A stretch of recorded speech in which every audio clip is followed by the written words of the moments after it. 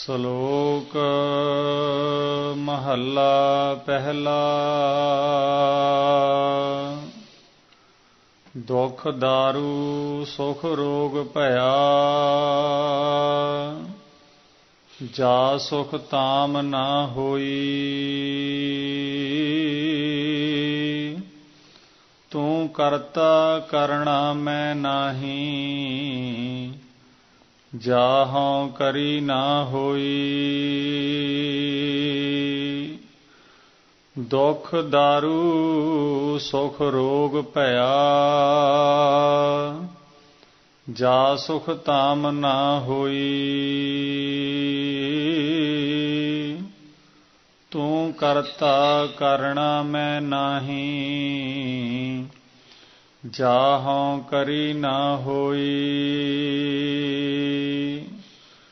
ਬਲਿਹਾਰੀ ਕੁਦਰਤ ਵਸਿਆ, ਤੇਰਾ ਅੰਤ ਨਾ ਜਾਈ ਲਖਿਆ।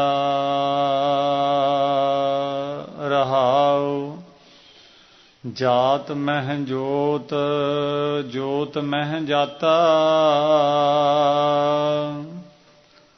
ਅਕਲ ਕਲਾ ਭਰਪੂਰ ਰਹਿਆ। ਤੂੰ ਸੱਚਾ ਸਾਹਿਬ ਸਿਫਤ ਸੁਹਾਲਿਓ, ਜਿਨ ਕੀਤੀ ਸੋ ਪਾਰ ਪਿਆ।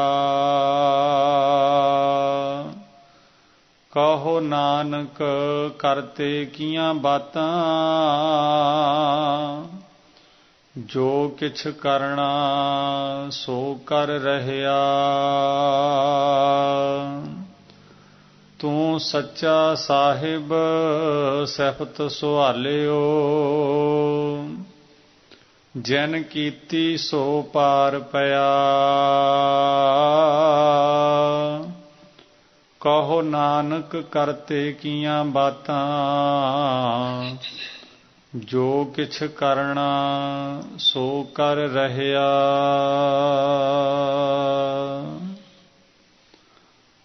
ਸ਼ਲੋਕ ਮਹੱਲਾ ਪਹਿਲਾ। ਦੁਖ ਦਾਰੂ ਸੁਖ ਰੋਗ ਭਇਆ, ਜਾ ਸੁਖ ਤਾਮ ਨਾ ਹੋਈ। ਵਾਹਿਗੁਰੂ ਜੀ ਕਾ ਖਾਲਸਾ, ਵਾਹਿਗੁਰੂ ਜੀ ਕੀ ਫਤਿਹ। ਪਰਮ ਸਨਮਾਨਯੋਗ ਗੁਰੂ ਖਾਲਸਾ ਸਤ ਸੰਗਤ ਜੀਓ, ਸਤਿਗੁਰੂ ਨੇ ਅਪਾਰ ਬਖਸ਼ਿਸ਼ ਕੀਤੀ। ਆਪ ਸੰਗਤਾਂ ਸਤਿਗੁਰੂ ਦੀ ਪਾਵਨ ਅੰਮ੍ਰਿਤ ਰੂਪ ਬਾਣੀ ਦੀ ਲੜੀਵਾਰ ਕਥਾ ਵਿਚਾਰ ਸਰਵਣ ਕਰ ਰਹੇ ਹੋ। ਸਾਡੇ ਸਿੱਖਾਂ ਦੇ ਪ੍ਰਥਮ ਗੁਰੂ ਜਾਹਰ ਪੀਰ ਜਗਤ ਗੁਰੂ ਬਾਬਾ ਧੰਨ ਗੁਰੂ ਨਾਨਕ ਦੇਵ ਮਹਾਰਾਜ ਸੱਚੇ ਪਾਤਸ਼ਾਹ ਦੀ ਉਚਾਰਨ ਕੀਤੀ ਹੋਈ ਪਵਿੱਤਰ ਬਾਣੀ ਸ੍ਰੀ ਆਸਾ ਜੀ ਦੀ ਵਾਰ ਦੀ ਕਥਾ ਆਪ ਸੰਗਤਾਂ ਸਰਵਣ ਕਰ ਰਹੇ ਹੋ। 11 ਸ਼ਲੋਕਾਂ ਤੇ ਪੌੜੀਆਂ ਦੀ ਕਥਾ ਆਪ ਸੰਗਤਾਂ ਨੇ ਸਰਵਣ ਕੀਤੀ ਹੈ। ਹੁਣ ਅੱਗੇ 12ਵੇਂ ਸ਼ਲੋਕ ਦੀ ਕਥਾ ਆਰੰਭ ਹੋ ਰਹੀ ਹੈ। ਇਸ 12ਵੇਂ ਸ਼ਲੋਕ ਨੂੰ ਜਦੋਂ ਸ਼ਾਮ ਦੇ ਸਮੇਂ ਸੋਦਰ ਦੀ ਚੌਂਕੀ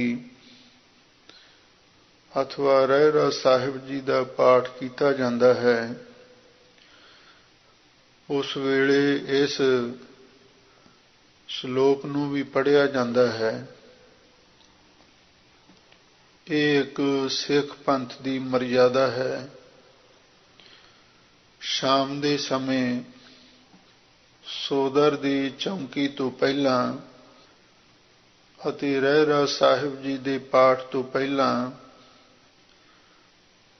ਦੁਖ ਦਾਰੂ ਸੁਖ ਰੋਗ ਭਇਆ ਇਸ ਪਾਵਨ ਪਵਿੱਤਰ ਸ਼ਲੋਕ ਦਾ ਪਾਠ ਵੀ ਕੀਤਾ ਜਾਂਦਾ ਹੈ ਤੇ ਕਈ ਪ੍ਰੇਮੀ ਜੋ ਸ੍ਰੀ ਆਸਾ ਜੀ ਦੀ ਵਾਰ ਦੇ ਵਿੱਚ ਪੜ੍ਹੇ ਜਾਣ ਵਾਲੇ ਸੰਤ ਹਨ, ਉਹਨਾਂ ਦੇ ਵਿੱਚੋਂ ਅਖੀਰਲਾ ਸੰਤ ਹਰ ਜੁਗ ਜੁਗ ਭਗਤਿ ਉਪਾਇਆ ਪੈਜ ਰੱਖਦਾ ਆਇਆ RAM ਰਾਜੇ, ਇਸ ਸੰਤ ਦਾ ਵੀ ਪਾਠ ਇਸ ਸ਼ਲੋਕ ਤੋਂ ਪਹਿਲਾਂ ਉਚਾਰਨ ਕਰਦੇ ਹਨ।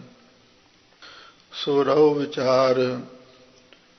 ਧੰਨ ਗੁਰੂ ਨਾਨਕ ਦੇਵ ਮਹਾਰਾਜ ਸੱਚੇ ਪਾਤਸ਼ਾਹ ਨੇ ਇਸ ਪਾਵਨ ਪਵਿੱਤਰ ਸ਼ਲੋਕ ਦੇ ਅੰਦਰ ਰਹਾਉ ਵੀ ਲਿਖਿਆ ਹੈ।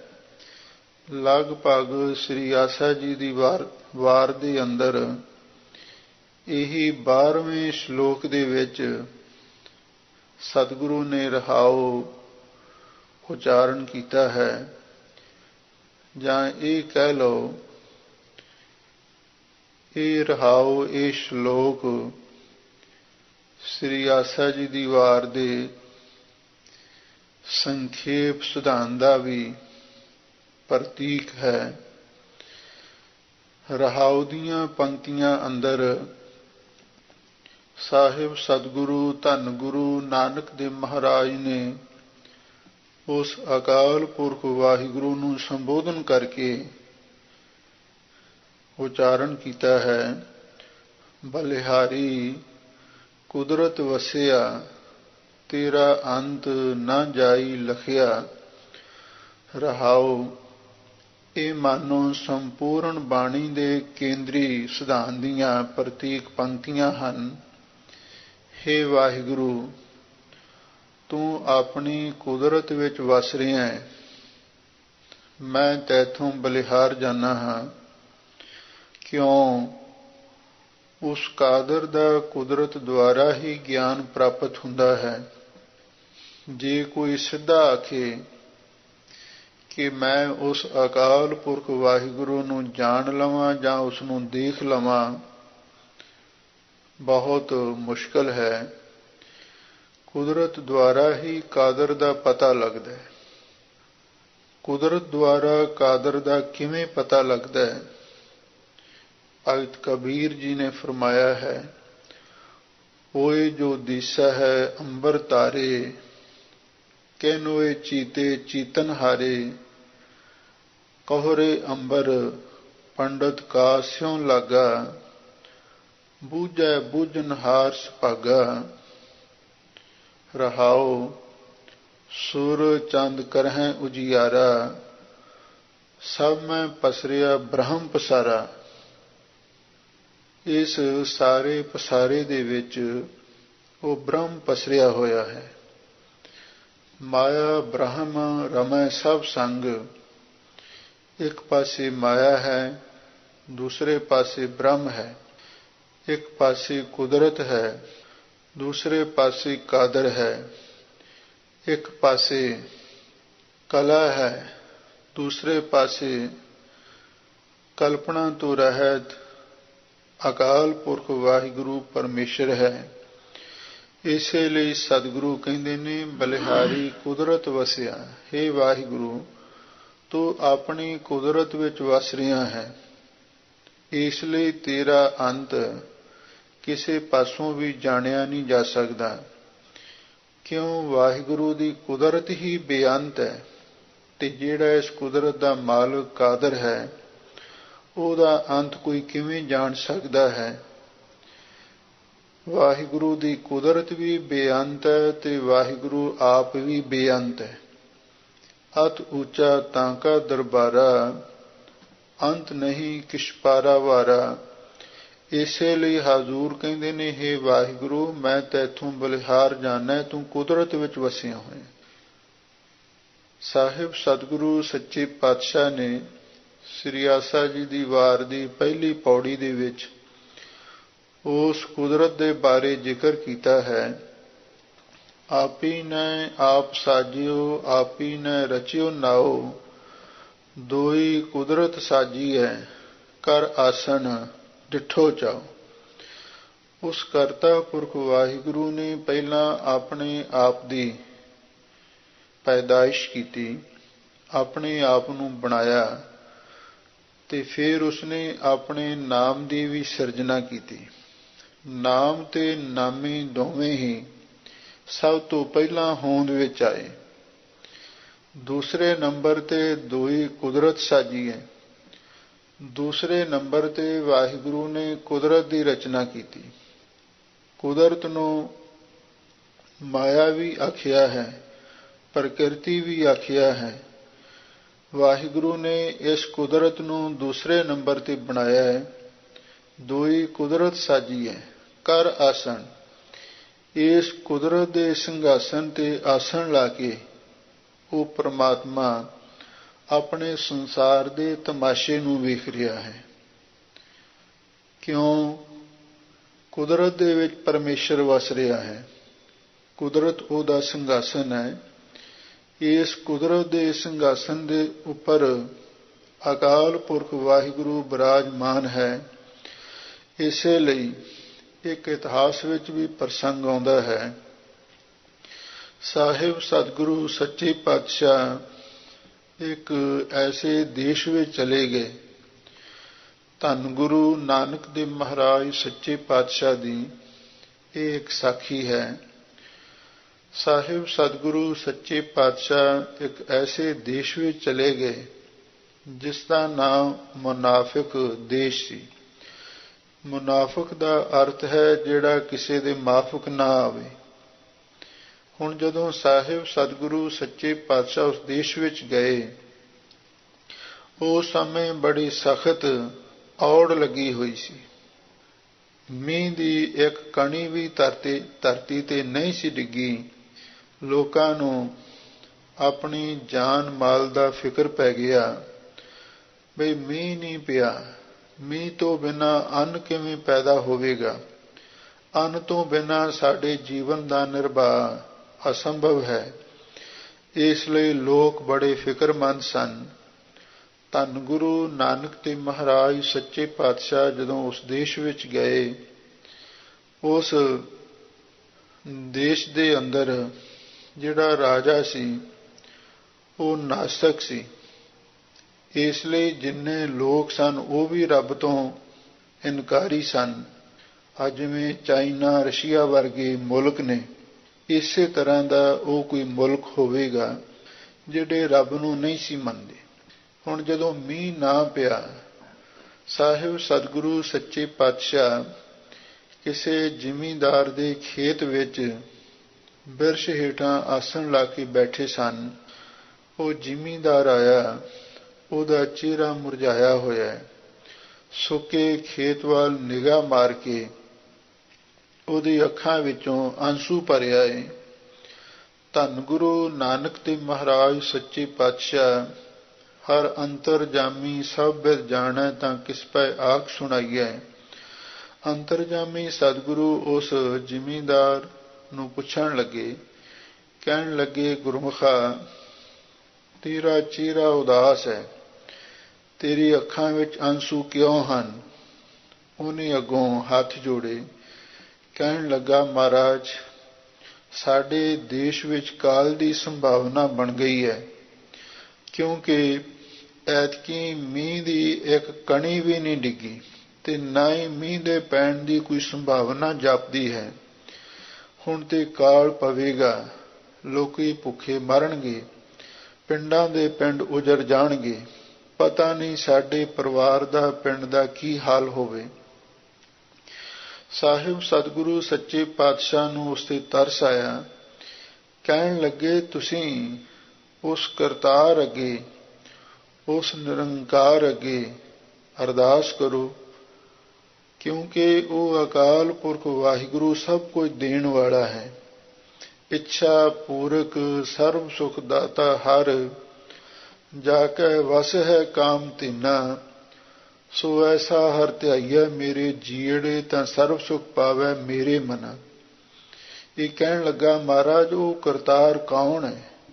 ਮੈਂ ਤੇ ਕਦੀ ਉਹਦੇ ਬਾਰੇ ਸੁਣਿਆ ਨਹੀਂ, ਕਦੀ ਪੜ੍ਹਿਆ ਨਹੀਂ। ਸਾਡੇ ਦੇਸ਼ ਵਿੱਚ ਤਾਂ ਕੋਈ ਉਸ ਨੂੰ ਜਾਣਦਾ ਵੀ ਨਹੀਂ।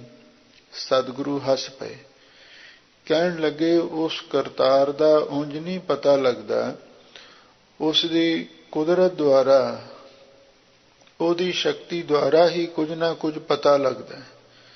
ਇਹ ਕਹਿਣ ਲੱਗਾ, ਮਹਾਰਾਜ ਪਹਿਲਾਂ ਤੇ ਇੱਕ ਸਵਾਲ ਸੀ ਵੀ ਉਹ ਕਰਤਾਰ ਕੌਣ ਹੈ। ਹੁਣ ਦੂਸਰਾ ਸਵਾਲ ਤੁਸੀਂ ਹੋਰ ਮੇਰੇ ਅੱਗੇ ਖੜਾ ਕਰ ਦਿੱਤਾ ਵੀ ਰੱਬ ਦੀ ਕੋਈ ਕੁਦਰਤ ਵੀ ਹੈ। ਨਾ ਮੈਂ ਕਾਦਰ ਨੂੰ ਜਾਣਦਾ ਹਾਂ, ਨਾ ਉਸਦੀ ਕੁਦਰਤ ਨੂੰ ਜਾਣਦਾ ਹਾਂ। ਅਸੀਂ ਤੇ ਲੋਕ ਆਪਣੇ ਰਾਜੇ ਨੂੰ ਹੀ ਰੱਬ ਮੰਨਦੇ ਹਾਂ, ਜੋ ਕੁਝ ਰਾਜਾ ਕਰਦਾ ਹੈ ਉਸੇ ਦੀ ਗੱਲ ਮੰਨਦੇ ਹਾਂ। ਸਾਹਿਬ ਸਤਿਗੁਰੂ ਸੱਚੇ ਪਾਤਸ਼ਾਹ ਹੱਸ ਕੇ ਕਹਿਣ ਲੱਗੇ, ਰਾਜਾ ਤੇ ਇੱਕ ਇਨਸਾਨ ਹੈ, ਤੁਹਾਡੇ ਵਰਗਾ ਹੀ ਰਾਜਾ ਹੈ, ਉਹਦੇ ਹੱਥ ਵੱਸ ਕੁਝ ਵੀ ਨਹੀਂ। ਇਸ ਕਾ ਬਲ ਨਾਹੀਂ ਇਸ ਹਾਥ, ਇਸ ਮਨੁੱਖ ਦਾ ਆਪਣਾ ਬਲ ਵੀ ਇਹਦੇ ਵੱਸ ਵਿੱਚ ਨਹੀਂ ਹੈ। ਇਸ ਲਈ ਕਿਸੇ ਮਨੁੱਖ ਦੀ ਟੇਕ ਰੱਖਣੀ ਇਹ ਇੱਕ ਅਗਿਆਨਤਾ ਹੈ। ਇਹ ਕਹਿਣ ਲੱਗਾ, ਮਹਾਰਾਜ ਫਿਰ ਦੱਸੋ ਵੀ ਉਸ ਕਰਤਾਰ ਦਾ ਪਤਾ ਕਿਵੇਂ ਲੱਗੇ? ਤਾਂ ਸਾਹਿਬ ਸਤਿਗੁਰੂ ਸੱਚੇ ਪਾਤਸ਼ਾਹ ਕਹਿਣ ਲੱਗੇ, ਜੇ ਤੂੰ ਉਸ ਕਰਤਾਰ ਦਾ ਪਤਾ ਲਾਉਣਾ ਤੇ ਉਹਦੀ ਕੁਦਰਤ ਦੁਆਰਾ ਹੀ ਪਤਾ ਲੱਗ ਸਕਦਾ।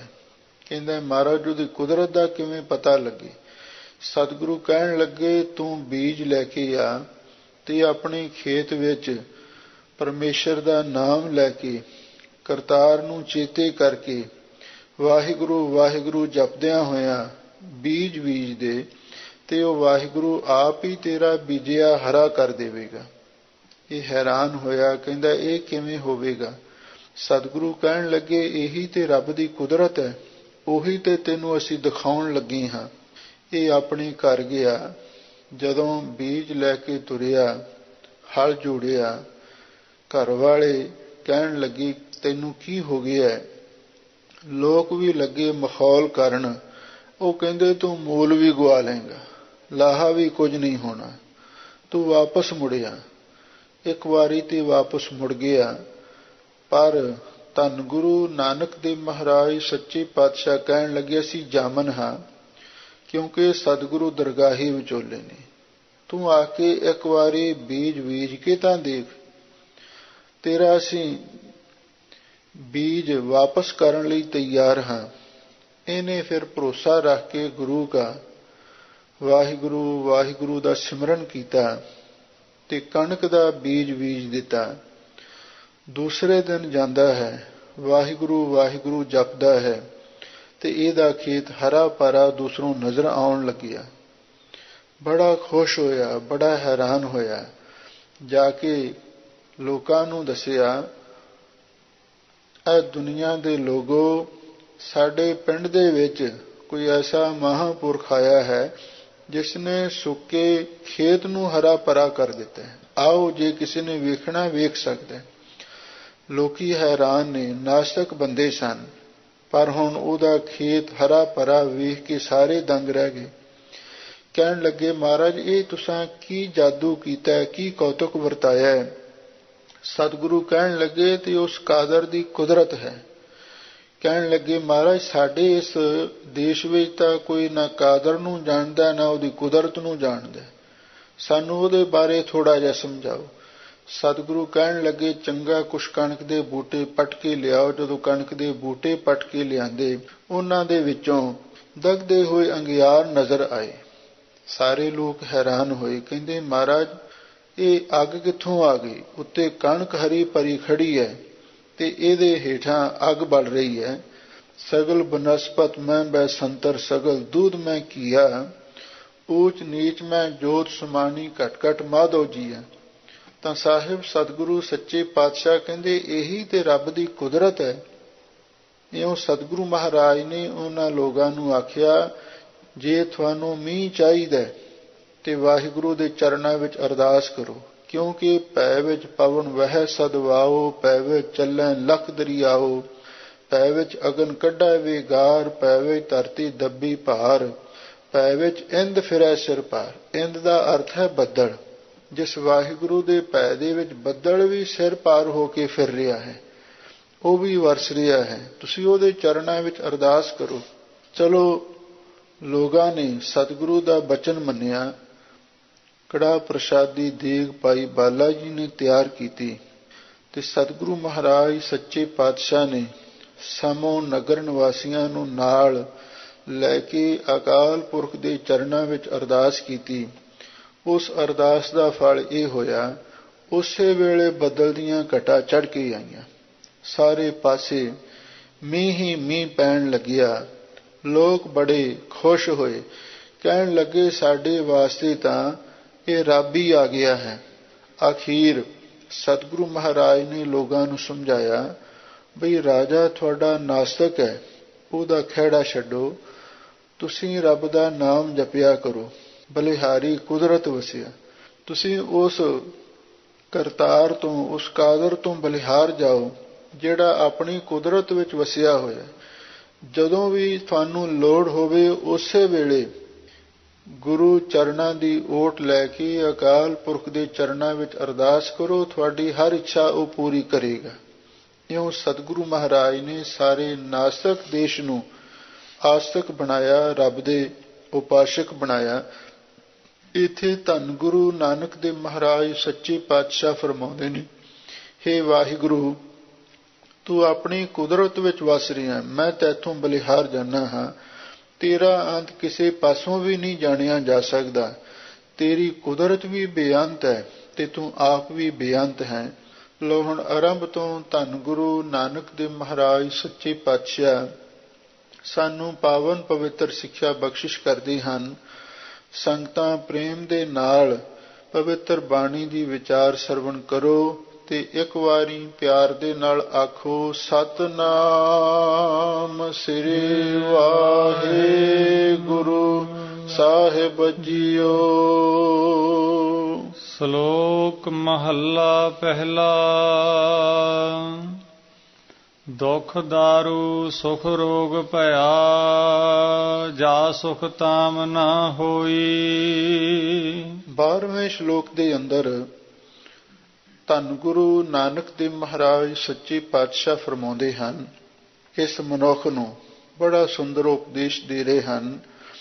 ਸੁਖ ਰੋਗ ਭਇਆ, ਐ ਮਨੁੱਖ, ਐ ਜੀਵ ਜੋ ਸੰਸਾਰਕ ਰਸਾਂ ਕਸਾਂ ਨੂੰ ਭੋਗਦਿਆਂ ਹੋਇਆਂ ਤੈਨੂੰ ਸੁਖ ਪ੍ਰਾਪਤ ਹੋ ਰਿਹਾ ਹੈ, ਇਹ ਸੁਖ ਤੇਰੇ ਲਈ ਰੋਗ ਦਾ ਰੂਪ ਹੋ ਜਾਵੇਗਾ। ਸੁਖ ਰੋਗ ਭਇਆ, ਜਿਹੜਾ ਪਦਾਰਥਾਂ ਦਾ, ਰਸਾਂ ਕਸਾਂ ਦਾ, ਖਾਣ ਦਾ, ਪਹਿਨਣ ਦਾ, ਭੋਗਣ ਦਾ ਸੁਖ ਹੈ, ਇਹ ਤੇਰੇ ਲਈ ਰੋਗ ਬਣ ਜਾਵੇਗਾ ਤੇ ਨਾਲ ਦੁੱਖ ਦਾਰੂ। ਤੇ ਉਸ ਰੋਗ ਨੂੰ ਦੂਰ ਕਰਨ ਦੇ ਲਈ ਜਿਹੜਾ ਨਾਮ ਜਪਣ ਦਾ, ਸੇਵਾ ਭਗਤੀ ਦਾ ਦੁੱਖ ਹੈ, ਕਸ਼ਟ ਹੈ, ਇਹ ਦਾਰੂ ਬਣੇਗਾ। ਸੰਸਾਰਕ ਸੁਖ ਸਾਡੇ ਲਈ ਰੋਗ ਦਾ ਕਾਰਨ ਬਣਦਾ ਹੈ। ਬਹੁ ਸਾਧੋਂ ਦੁੱਖ ਪ੍ਰਾਪਤ ਹੋਵੇ, ਭੋਗਾਂ ਰੋਗ ਸੋ ਅੰਤ ਵਿਗੋਵੈ। ਤੇ ਜਿਹੜਾ ਦੁੱਖ ਹੈ, ਭਜਨ ਬੰਦਗੀ ਕਰਨੀ, ਅੰਮ੍ਰਿਤ ਵੇਲੇ ਉੱਠਣਾ, ਸੇਵਾ ਕਰਨੀ, ਜਿਹੜਾ ਇਹ ਦੁੱਖ ਹੈ, ਚੰਗੇ ਪਾਸੇ ਦਾ ਦੁੱਖ ਹੈ, ਇਹ ਦਾਰੂ ਬਣਦਾ। ਜਾਂ ਕੁਛ ਵਿਦਵਾਨਾਂ ਨੇ ਇਹ ਵੀ ਲਿਖਿਆ ਹੈ ਵੀ ਸੁਖ ਇਸ ਲਈ ਰੋਗ ਬਣ ਜਾਂਦਾ ਹੈ, ਸੁਖ ਵੇਲੇ ਆਦਮੀ ਰੱਬ ਨੂੰ ਭੁੱਲ ਜਾਂਦਾ ਹੈ। ਦੁੱਖ ਇਸ ਲਈ ਦਾਰੂ ਬਣ ਜਾਂਦਾ ਹੈ, ਦੁੱਖ ਵੇਲੇ ਆਦਮੀ ਰੱਬ ਨੂੰ ਯਾਦ ਕਰਦਾ ਹੈ। ਕਈ ਵਾਰੀ ਆਦਮੀ ਸੁੱਖ ਦੇ ਵਿੱਚ ਰੱਬ ਨੂੰ ਭੁੱਲ ਜਾਂਦਾ, ਦੁੱਖ ਵਿੱਚ ਯਾਦ ਕਰਦਾ, ਇਸ ਲਈ ਉਹ ਦੁੱਖ ਦਾਰੂ ਬਣ ਜਾਂਦਾ ਹੈ। ਤੇ ਜਿਹੜਾ ਸੰਸਾਰਕ ਸੁੱਖ ਹੈ ਉਹ ਤੇਰੇ ਲਈ ਰੋਗ ਬਣ ਜਾਂਦਾ ਹੈ। ਜਾ ਸੁਖ ਤਾਮ ਨਾ ਹੋਈ। ਪਰ ਹਜ਼ੂਰ ਕਹਿੰਦੇ ਨੇ, ਜੇਕਰ ਤੈਨੂੰ ਆਤਮਕ ਸੁਖ ਪ੍ਰਾਪਤ ਹੋ ਜਾਵੇ, ਸੁਖ ਅੱਖੇ ਨੂੰ ਔਂਕੜ ਹੈ, ਇਹ ਆਤਮਕ ਸੁਖ ਦੇ ਵਾਸਤੇ ਹੀ ਇੱਕ ਬਚਨ ਵਰਤਿਆ ਹੈ, ਜਾ ਸੁਖ। ਜੇ ਤੈਨੂੰ ਆਤਮਕ ਸੁਖ ਇੱਕ ਵਾਰੀ ਪ੍ਰਾਪਤ ਹੋ ਜਾਵੇ, ਤਾਮ ਨਾ ਹੋਈ, ਫਿਰ ਨਾ ਤੈਨੂੰ ਕੋਈ ਰੋਗ ਹੀ ਪੈਦਾ ਹੋਵੇਗਾ ਤੇ ਨਾ ਹੀ ਅੱਗੇ ਕੋਈ ਤੈਨੂੰ ਦੁੱਖ ਪੈਦਾ ਹੋ ਸਕਦਾ ਹੈ। ਤੂੰ ਕਰਤਾ ਕਰਣਾ ਮੈਂ ਨਾਹੀ, ਜਾਹੋਂ ਕਰੀ ਨਾ ਹੋਈ। ਸਾਹਿਬ ਸਤਿਗੁਰੂ ਸੱਚੇ ਪਾਤਸ਼ਾਹ ਫਰਮਾਉਂਦੇ ਨੇ, ਇਹ ਅਕਾਲ ਪੁਰਖ ਨੂੰ ਸੰਬੋਧਨ ਕਰਕੇ ਆਖਿਆ, ਤੂੰ ਕਰਤਾ, ਹੇ ਵਾਹਿਗੁਰੂ ਤੂੰ ਕਰਤਾ ਪੁਰਖ ਹੈ, ਕਰਨਾ ਤੂੰ ਹੀ ਸਭ ਕੁਝ ਕਰਨ ਕਰਾਉਣ ਵਾਲਾ ਹੈ। ਮੈਂ ਨਾਹੀ, ਮੈਂ ਤੇ ਮਹਾਰਾਜ ਕੁਝ ਵੀ ਨਹੀਂ ਹਾਂ। ਮੈਂ ਨਾਹੀ ਕਿਛ ਹਉ ਨਹੀਂ, ਕਛ ਆਹੇ ਨ ਮੋਰਾ, ਅਵਸਰ ਲੱਜਾ ਰਾਖ ਲਿਓ ਸਦਨਾ ਜਨ ਤੋਰਾ। ਮਹਾਰਾਜ ਸਭ ਕੁਝ ਕਰਨ ਕਰਾਉਣ ਵਾਲਾ ਤੇ ਤੂੰ ਹੈ, ਮੈਂ ਤੇ ਕੁਝ ਵੀ ਨਹੀਂ ਹਾਂ। ਜਾ ਹਉ ਕਰੀ ਨਾ ਹੋਈ, ਜਦੋਂ ਮੈਂ ਹਉ ਕਰੀ, ਹਉ ਸਹਿਤ ਕੋਈ ਆਪਣਾ ਧਾਰਨ ਕਰਕੇ ਕੁਝ ਕਰਨ ਦੀ ਕੋਸ਼ਿਸ਼ ਕਰਦਾ ਹਾਂ, ਨਾ ਹੋਈ ਤਾਂ ਮੇਰੇ ਪਾਸੋਂ ਕੁਝ ਵੀ ਨਹੀਂ ਹੁੰਦਾ। ਜਦੋਂ ਮਨੁੱਖ ਹੰਕਾਰ ਦੇ ਸਹਿਤ ਕੋਈ ਕੰਮ ਕਰਦਾ ਹੈ, ਉਹ ਉਸ ਦਾ ਕੰਮ ਕਦੇ ਵੀ ਨੇਪਰੇ ਨਹੀਂ ਚੜ੍ਹਦਾ, ਉਹ ਕਦੇ ਕਾਮਯਾਬ ਨਹੀਂ ਹੋ ਸਕਦਾ। ਬਲਿਹਾਰੀ ਕੁਦਰਤ ਵਸਿਆ, ਤੇਰਾ ਅੰਤ ਨਾ ਜਾਈ ਲਖਿਆ। ਰਹਾਉ। ਧੰਨ ਗੁਰੂ ਨਾਨਕ ਦੇਵ ਮਹਾਰਾਜ ਸੱਚੇ ਪਾਤਸ਼ਾਹ ਇਹ ਰਹਾਉ ਦੀਆਂ ਪੰਕਤੀਆਂ ਨੇ। ਹੇ ਵਾਹਿਗੁਰੂ ਤੂੰ ਆਪਣੀ ਕੁਦਰਤ ਵਿੱਚ ਵਸ ਰਿਹਾ ਹੈ, ਮੈਂ ਤੈਥੋਂ ਬਲਿਹਾਰ ਜਾਨਾ ਹਾਂ। ਤੇਰਾ ਅੰਤ ਕਿਸੇ ਪਾਸੋਂ ਵੀ ਜਾਣਿਆ ਨਹੀਂ ਜਾ ਸਕਦਾ। ਅਵਤਾਰ ਨਾ ਜਾਣੈ ਅੰਤ, ਪਰਮੇਸ਼ਰ ਪਾਰ ਬ੍ਰਹਮ ਬੇਅੰਤ। ਹਰ ਕੀ ਗਾਤ ਨਹਿ ਕੋ ਜਾਣੈ, ਜੋਗੀ ਜਤੀ ਤਪੀ ਪਚ ਹਾਰੇ। ਅਰਬੋ ਲੋਕ ਸਿਆਣੇ। ਰਹਾਉ ਇਹ ਸ੍ਰੀ ਆਸਾ ਜੀ ਦੀ ਵਾਰ ਦੇ ਵਿੱਚ ਇਹ ਪਹਿਲਾ ਰਹਾਉ ਹੈ ਤੇ ਇੱਕੋ ਹੀ ਰਹਾਉ ਹੈ। ਇਹਦੇ ਵਿੱਚ ਸਾਰੀ ਬਾਣੀ ਦਾ ਕੇਂਦਰੀ ਭਾਵ ਗੁਰੂ ਮਹਾਰਾਜ ਨੇ ਰੱਖਿਆ ਹੋਇਆ। ਜਾਤ ਮਹਿ ਜੋਤ, ਜੋਤ ਮਹਿ ਜਾਤਾ, ਅਕਲ ਕਲਾ ਭਰਪੂਰ ਰਹਿਆ। ਸਾਹਿਬ ਸਤਿਗੁਰੂ ਸੱਚੇ ਪਾਤਸ਼ਾਹ ਫਰਮਾਉਂਦੇ ਨੇ, ਜਾਤ ਮਹਿ ਜੋਤ। ਹੇ ਵਾਹਿਗੁਰੂ ਜਾਤ ਦਾ ਅਰਥ ਹੈ ਸ੍ਰਿਸ਼ਟੀ। ਜਾਤ ਮਹਿ ਜੋਤ, ਸਾਰੀ ਸ੍ਰਿਸ਼ਟੀ ਵਿੱਚ ਹੇ ਜੋਤੀ ਸਰੂਪ ਵਾਹਿਗੁਰੂ ਤੂੰ ਵਸ ਰਿਹਾ ਹੈ। ਸਾਰੀ ਸ੍ਰਿਸ਼ਟੀ ਵਿੱਚ ਤੇਰੀ ਜੋਤ ਵਸ ਰਹੀ ਹੈ। ਜੋਤ ਮਹਿ ਜਾਤਾ, ਤੇਰੀ ਜੋਤ ਵਿੱਚ ਜਾਤਾ ਸਾਰੀ ਸ੍ਰਿਸ਼ਟੀ ਵਸ ਰਹੀ ਹੈ। ਕਿਉਂਕਿ ਸ੍ਰਿਸ਼ਟੀ ਦੋ ਪ੍ਰਕਾਰ ਦੀ ਹੈ, ਇੱਕ ਖਾਕੀ ਸ੍ਰਿਸ਼ਟੀ ਹੈ, ਦੂਸਰੀ ਨੂਰੀ ਸ੍ਰਿਸ਼ਟੀ ਹੈ। ਜਿਹੜੀ ਖਾਕੀ ਸ੍ਰਿਸ਼ਟੀ ਹੈ ਉਸ ਨੂੰ ਜਾਤ ਦਾ ਨਾਮ ਦਿੱਤਾ ਹੈ, ਤੇ ਜਿਹੜੀ ਨੂਰੀ ਸ੍ਰਿਸ਼ਟੀ ਉਸ ਨੂੰ ਜੋਤ ਆਖਿਆ। ਜਾਤ ਮਹਿ ਜੋਤ, ਜਾਂ ਦੂਸਰੇ ਅਰਥਾਂ ਵਿੱਚ ਇਹਦਾ ਇਉਂ ਵੀ ਮਹਾਂਪੁਰਖ ਵਿਚਾਰ ਦੱਸਦੇ ਸਨ। ਜਾਤ ਮਹਿ ਜੋਤ, ਜਾਤ ਜਿਹੜੀ ਸੂਲ ਸ੍ਰਿਸ਼ਟੀ ਹੈ ਇਹਦੇ ਵਿੱਚ ਵਾਹਿਗੁਰੂ ਪਰਮੇਸ਼ਰ ਦੀ ਜੋਤ ਵਸ ਰਹੀ ਹੈ, ਤੇ ਉਸੇ ਜੋਤੀ ਸਰੂਪ ਦੇ ਵਿੱਚ ਸਾਰੀ ਇਹ ਜਾਤਾ ਸੂਲ ਸ੍ਰਿਸ਼ਟੀ ਵਸ ਰਹੀ ਹੈ। ਆਪੈ ਸੂਖਮ ਆਪੈ ਅਸਥੂਲਾ, ਲਖੀ ਨਾ ਜਾਈ ਨਾਨਕ ਲੀਲਾ। ਭਾਵ ਜਿਹੜੀ ਖਾਕੀ ਤੇ ਨੂਰੀ ਸ੍ਰਿਸ਼ਟੀ ਹੈ ਇਹਨਾਂ ਦੋਹਾਂ ਦੇ ਵਿੱਚ ਰੱਬ ਵਸ ਰਿਹਾ ਹੈ, ਤੇ ਰੱਬ ਦੇ ਅੰਦਰ ਹੀ ਇਹ ਸ੍ਰਿਸ਼ਟੀ ਵਸ ਰਹੀ ਹੈ। ਅਕਲ ਕਲਾ ਭਰਪੂਰ ਹੈ। ਹਜ਼ੂਰ ਕਹਿੰਦੇ ਨੇ ਉਹ ਅਕਾਲ ਪੁਰਖ ਵਾਹਿਗੁਰੂ ਆਪਣੀ ਅਕਲ ਦੀ ਕਲਾ ਸ਼ਕਤੀ ਨਾਲ ਸਾਰੀ ਸ੍ਰਿਸ਼ਟੀ ਵਿੱਚ ਤੇ ਸਾਰੇ ਸੰਸਾਰ ਦੇ ਵਿੱਚ ਪਰਿਪੂਰਨ ਹੋ ਰਿਹਾ ਹੈ। ਉਹ ਵਾਹਿਗੁਰੂ ਆਪਣੀ ਅਕਲ ਦੀ ਕਲਾ ਨਾਲ ਕਿਵੇਂ ਸਾਰੀ ਸ੍ਰਿਸ਼ਟੀ ਵਿੱਚ ਪਰਿਪੂਰਨ ਹੋ ਰਿਹਾ ਹੈ। ਜਿਵੇਂ ਕੋਈ ਚਿੱਤਰਕਾਰ ਉਹ ਕੋਈ ਚਿੱਤਰ ਬਣਾਉਂਦਾ ਹੈ ਤੇ ਉਸ ਚਿੱਤਰ ਦੇ ਵਿੱਚ ਉਹ ਆਪਣੇ ਸਾਰੇ ਮਨੋ ਭਾਵਾਂ ਨੂੰ ਰੂਪਮਾਨ ਕਰ ਦਿੰਦਾ ਹੈ। ਇਸੇ ਤਰ੍ਹਾਂ ਜਦੋਂ ਵਾਹਿਗੁਰੂ ਨੇ ਸੰਸਾਰ ਦਾ ਚਿੱਤਰ ਬਣਾਇਆ ਹੈ ਤੇ ਉਸਨੇ ਆਪਣੀ ਅਕਲ ਦੀ ਕਲਾ ਦੇ ਨਾਲ ਐਸਾ ਇਹ ਸੰਸਾਰ ਦਾ ਚਿੱਤਰ ਬਣਾ ਦਿੱਤਾ ਬਈ ਸਾਨੂੰ ਸੰਸਾਰ ਵੇਖ ਕੇ ਇਹ ਗੱਲ ਭੁੱਲ ਹੀ ਜਾਂਦੀ ਹੈ ਬਈ ਇਹ ਜਿਹੜਾ ਚਿੱਤਰ ਹੈ ਨਕਲੀ ਹੈ ਜਾਂ ਅਸਲੀ ਹੈ। ਇਹ ਉਸ ਦੇ ਅਕਲ ਦੀ ਕਲਾ ਹੈ, ਇਹ ਉਸ ਦੀ ਅਕਲ ਦਾ ਕਮਾਲ ਹੈ। ਅੱਜ ਜਿਵੇਂ ਬਹੁਤ ਸਾਰੇ ਕਈ ਇਹੋ ਜਿਹੇ ਚਿੱਤਰਕਾਰ ਹੁੰਦੇ ਨੇ, ਉਹ ਐਸੀ ਸੁੰਦਰ ਤਸਵੀਰ ਬਣਾ ਦਿੰਦੇ ਨੇ, ਉਹਨੂੰ ਵੇਖ ਕੇ ਇਸ ਗੱਲ ਦਾ ਪਤਾ ਹੀ ਨਹੀਂ ਲੱਗਦਾ ਵੀ ਇਹ ਅਸਲੀ ਹੈ ਜਾਂ ਨਕਲੀ ਹੈ। ਇਹ ਅਕਲ ਕਲਾ ਦਾ ਅਸਲੀ ਭਾਵ ਹੈ।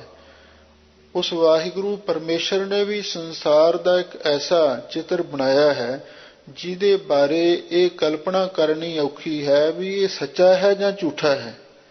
ਜਿਵੇਂ ਕਿਸੇ ਉਰਦੂ ਦੇ ਸ਼ਾਇਰ ਨੇ ਲਿਖਿਆ ਹੈ, ਹੁਨਰ ਕੋ ਛੁਪਾਨੇ ਕਾ ਨਾਮ ਹੀ ਹੁਨਰ ਹੈ। ਅਕਲ ਕਲਾ ਦਾ ਅਰਥ ਕਿਸੇ ਵਿਦਵਾਨ ਨੇ ਕੀਤਾ ਹੈ ਵੀ ਹੁਨਰ ਕੋ ਛੁਪਾਨੇ ਕਾ ਨਾਮ ਹੀ ਹੁਨਰ ਹੈ।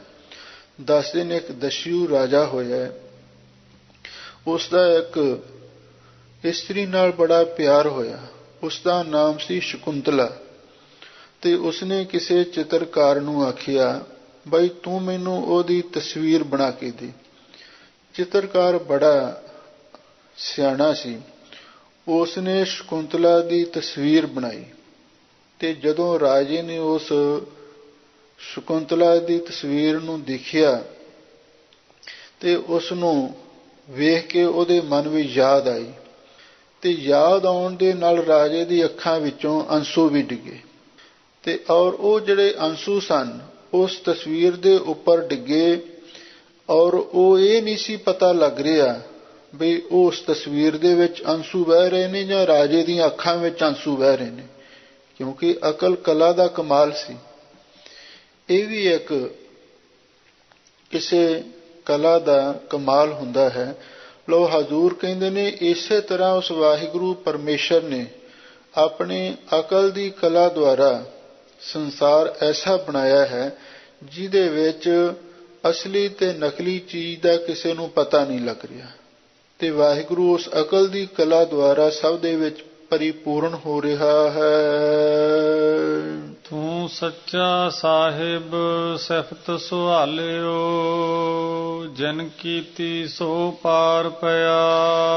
ਸਾਹਿਬ ਸਤਿਗੁਰੂ ਸੱਚੇ ਪਾਤਸ਼ਾਹ ਅਕਾਲ ਪੁਰਖ ਨੂੰ ਸੰਬੋਧਨ ਕਰਕੇ ਆਖਦੇ ਨੇ, ਤੂੰ ਸੱਚਾ ਸਾਹਿਬ, ਹੇ ਵਾਹਿਗੁਰੂ ਤੂੰ ਸੱਚਾ ਮਾਲਕ ਹੈ, ਤੂੰ ਸੱਚਾ ਪਾਤਸ਼ਾਹ ਹੈ। ਸਿਫਤ ਸੁਹਾਲਿਓ, ਤੇਰੀ ਸਿਫਤ ਸੁਹਾਲਿਓ ਸਲਾਹੁਣ ਯੋਗ ਹੈ, ਤੇਰੀ ਸਿਫਤ ਸਲਾਹ ਸੁਹਾਲਿਓ ਬਹੁਤ ਸੁੰਦਰ ਹੈ। ਜਿਨ ਕੀਤੀ ਸੋ ਪਾਰ ਪਿਆ, ਜਿਸਨੇ ਤੇਰੀ ਸਿਫਤ ਸਲਾਹ ਕੀਤੀ ਉਹ ਭਵਸਾਗਰ ਤੋਂ ਪਾਰ ਹੋ ਗਿਆ। ਕਿਉਂਕਿ ਸਤਿਗੁਰੂ ਮਹਾਰਾਜ ਨੇ ਕੀਰਤਨ ਦੀ ਬਹੁਤ ਵੱਡੀ ਮਹਿਮਾ ਲਿਖੀ ਹੈ। ਹਰ ਕੀਰਤ ਸਾਧ ਸੰਗਤ ਹੈ, ਸਿਰ ਕਰਮਨ ਕੈ ਕਰਮਾ, ਕਹੁ ਨਾਨਕ ਤਿਸ ਭਇਓ ਪ੍ਰਾਪਤ, ਜਿਸ ਪੁਰਬ ਲਿਖੇ ਕਾ ਲੈਣਾ, ਤੇਰੋ ਸੇਵਕ ਇਹ ਰੰਗ ਮਾਤਾ, ਭਇਓ ਕਿਰਪਾਲ ਦੀਨ ਦੁਖ ਭੰਜਨ। ਹਰ ਹਰ ਕੀਰਤਨ ਇਹੋ ਮਨ ਰਾਤਾ। ਹੇ ਵਾਹਿਗੁਰੂ ਜੀ, ਤੁਹਾਡੀ ਸਿਫਤ ਬੜੀ ਸੁੰਦਰ ਹੈ, ਤੇ ਜਿਸਨੇ ਕੀਤੀ ਹੈ ਤੇ ਉਹ ਸੰਸਾਰ ਸਮੁੰਦਰ ਤੋਂ ਪਾਰ ਹੋ ਗਿਆ। ਕਹੋ ਨਾਨਕ ਕਰਤੇ ਕੀਆਂ ਬਾਤਾਂ, ਜੋ ਕਿਛ ਕਰਨਾ ਸੋ ਕਰ ਰਹਿਆ। ਧੰਨ ਗੁਰੂ ਨਾਨਕ ਦੇਵ ਮਹਾਰਾਜ ਸੱਚੇ ਪਾਤਸ਼ਾਹ ਫਰਮਾਉਂਦੇ ਹਨ, ਗੁਰਮੁਖੋ ਕਰਤੇ ਕੀਆਂ ਬਾਤਾਂ, ਇਹ ਅਸੀਂ ਕਰਤਾ ਪੁਰਖ ਵਾਹਿਗੁਰੂ ਦੀਆਂ ਗੱਲਾਂ ਤੁਹਾਨੂੰ ਸੁਣਾ ਰਹੇ ਹਾਂ। ਇਹ ਰੱਬ ਦੀਆਂ ਗੱਲਾਂ ਨੇ। ਜੋ ਕੁਛ ਕਰਨਾ ਸੋ ਕਰ ਰਿਹਾ, ਜੋ ਕੁਝ ਉਸ ਅਕਾਲ ਪੁਰਖ ਵਾਹਿਗੁਰੂ ਨੇ ਕਰਨਾ ਹੈ ਆਪਣੀ ਇੱਛਾ ਅਨੁਸਾਰ ਉਹ ਕਰ ਰਿਹਾ ਹੈ। ਭਾਵ ਉਸ ਨੂੰ ਨਾ ਕਿਸੇ ਤੋਂ ਪੁੱਛਣ ਦੀ ਲੋੜ ਹੈ, ਨਾ ਕਿਸੇ ਦੀ ਸਲਾਹ ਦੀ ਲੋੜ ਹੈ। ਜੋ ਕੁਛ ਕਰਨਾ ਹੈ ਵਾਹਿਗੁਰੂ ਆਪਣੀ ਇੱਛਾ ਅਨੁਸਾਰ ਕਰ ਰਿਹਾ ਹੈ। ਮਹੱਲਾ ਦੂਜਾ। ਜੋਗ ਸ਼ਬਦੰ ਗਿਆਨ ਸ਼ਬਦੰ ਵੇਦ ਸ਼ਬਦੰ ਬ੍ਰਾਹਮਣ ਹੈ। ਲਉਣ ਅੱਗੇ ਧੰਨ ਗੁਰੂ ਅੰਗਦ ਦੇਵ ਮਹਾਰਾਜ ਦੇ 2 ਸ਼ਲੋਕ ਆ ਰਹੇ ਹਨ। ਧੰਨ ਗੁਰੂ ਅੰਗਦ ਦੇਵ ਮਹਾਰਾਜ ਦੇ ਚਰਨਾਂ ਵਿੱਚ ਗੁਰਸਿੱਖਾਂ ਨੇ ਬੇਨਤੀ ਕੀਤੀ, ਹੇ ਗਰੀਬ ਨਿਵਾਜ ਸਤਿਗੁਰੂ ਜੀ, ਸਾਨੂੰ ਜਿਹੜੇ ਵੱਖੋ ਵੱਖਰੇ ਵਰਨ ਆਸ਼ਰਮ ਨੇ ਉਹਨਾਂ ਦੇ ਧਰਮ ਦੀ ਮਰਜ਼ਾਦਾ ਦੱਸੋ।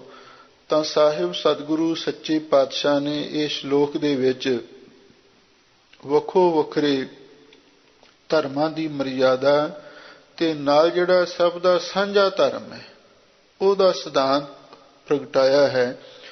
ਜੋਗ ਸ਼ਬਦੰ ਗਿਆਨ ਸ਼ਬਦੰ।